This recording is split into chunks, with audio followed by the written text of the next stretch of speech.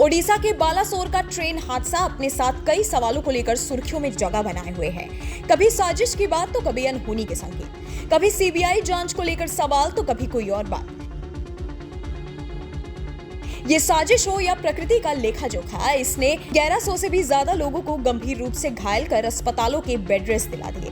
फिलहाल रेलवे के द्वारा जारी किए गए नए आंकड़ों में एक चौंका देने वाली बात निकलकर सामने आई है। रेस्क्यू ऑपरेशन में तैनात एक पुलिस अधिकारी ने बताया कि कम से कम 40 शव ऐसे हैं जिनके शरीर पर एक भी चोट का निशान नहीं है। किसी को एक खरोच तक नहीं आई, किसी के शरीर पर बाहर चोट नहीं दिखी गई, एक बूंद रक्त तक नहीं निकला।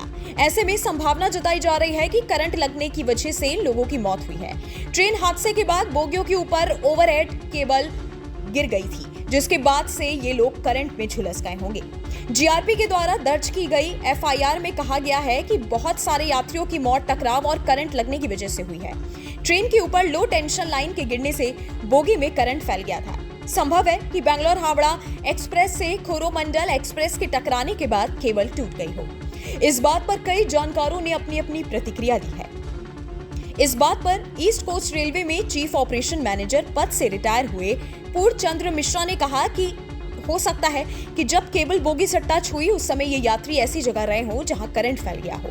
कुछ सेकंड के अंदर ही उनकी मौत हो गई। कटक के सब डिवीजन रेलवे पुलिस अधिकारी रंजीत नायक को ये जांच सौंपी गई है। सूत्रों का कहना है कि केंद्रीय गृह मंत्रालय ने राज्य सरकार को बताया है कि जॉइंट डायरेक्टर की अगुवाई में सीबीआई की टीम मंगलवार को दौरा करेगी। सोमवार को अधिकारियों ने कहा कि अभी 101 शवों की पहचान बाकी है।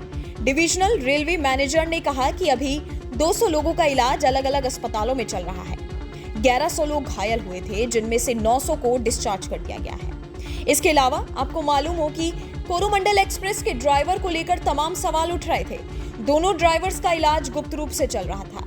उनमें से एक ड्राइवर बेहरा की पत्नी ने बड़ा बयान दिया और कहा कि मीडिया को इस बात का एहसास नहीं है कि इस तरह की झूठी खबरें घायलों के परिवार पर भारी पड़ सकती हैं, खासकर जब मेरे पति अभी भी कमजोर हैं और सीधे बैठने में असमर्थ हैं। हादसे के बाद बेहरा के बाएं पैर में फ्रैक्चर है और कई खरोंचे हैं। हालांकि वो फिलहाल पूरी तरह से होश में है, लेकिन उनका स्वास्थ्य कमजोर है। ड्राइवर को लेकर रेलवे के वरिष्ठ अधिकारी ने द हिंदू को बताया कि लोको पायलट के काम में रेल के इंजन को स्टार्ट करना, उसे रोकना, ट्रेन के इंजन को चलाना यानी गति देना शामिल है। उन्होंने कहा कि कोई सवाल ही नहीं उठता कि 228 किलोमीटर प्रति घंटे की हाई स्पीड पर, वो भी रात के अंधेरे में, लोको पायलट ने देखा होगा कि ये एक मालगाड़ी से टकराने वाला था, खासकर जब मुख्य लाइन पर आगे बढ़ने के लिए उसे हरी झंडी मिल गई थी। रेलवे ने भी रविवार को अपने एक बयान में कहा था कि ओडिशा के बालासोर जिले में दुर्घटना की शिकार हुई कोरोमंडल एक्सप्रेस ट्रेन की रफ्तार निर्धारित गति से तेज नहीं थी और उसे लूप लाइन में दाखिल होने के लिए ग्रीन सिग्नल मिला था। रेलवे के इस बयान को ट्रेन चालक के लिए एक तरह से क्लीन चिट के तौर पर देखा जा रहा है। आपको हमारा ये वीडियो कैसा लगा हमें कमेंट करके जरूर बताइएगा और हर खबर के अपडेट को सबसे पहले पाने के लिए न्यूज नेशन को सब्सक्राइब करना ना भूलें।